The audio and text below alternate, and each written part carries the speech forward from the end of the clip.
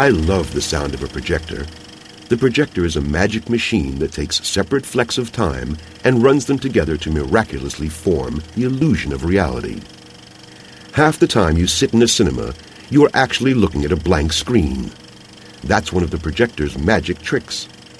It knows that the human brain retains an image for a 48th of a second. So it shows you a photograph for that length of time. Then it brings the shutter down. And while you are still seeing the last image, it pulls a new photograph down into frame, opens the shutter, and shows you that. On and on, 24 still frames a second, a whole world carried on a broken beam of light. I know these things because I'm a projectionist. I'm the projectionist at the Apollo.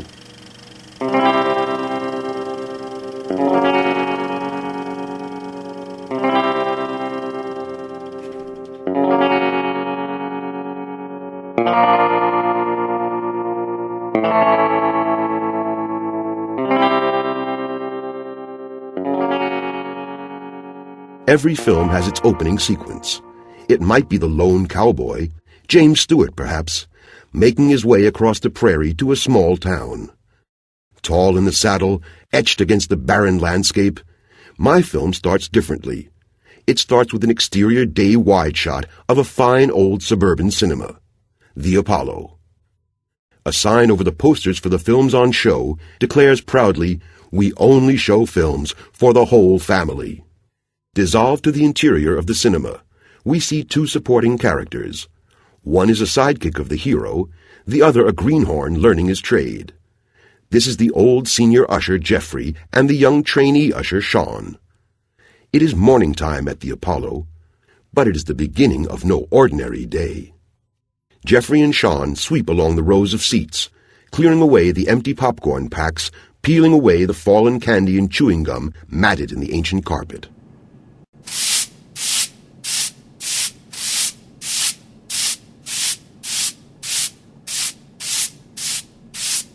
Not that way, not that way. Good Lord. What's wrong, Jeffrey? Look at what you're doing, boy. If you make short brushstrokes on the carpet, you simply send dust into the air. Do it this way.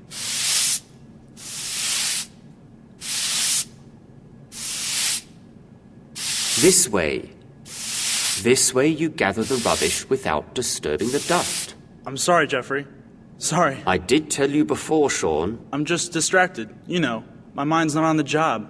I mean, Mr. McGuire must be due back any minute now, and for all we know, we could be out of a job. We most certainly won't be out of a job. Mr. McGuire has worked 30 years in this cinema, man and boy. He had the same humble beginning as you, a trainee usher, and rose to become the manager. I've known him all that time, and I know his devotion to the Apollo. I know that the late Mr. Kilquade was fully aware of that devotion, and indeed, I wouldn't be at all surprised if Mr. McGuire has been bequeathed the cinema. No way. I think it's quite possible. Of course, with payments then made to the family estate. Imagine that. The Apollo will always survive. Always. Now, back to work. Oh, right. Yeah.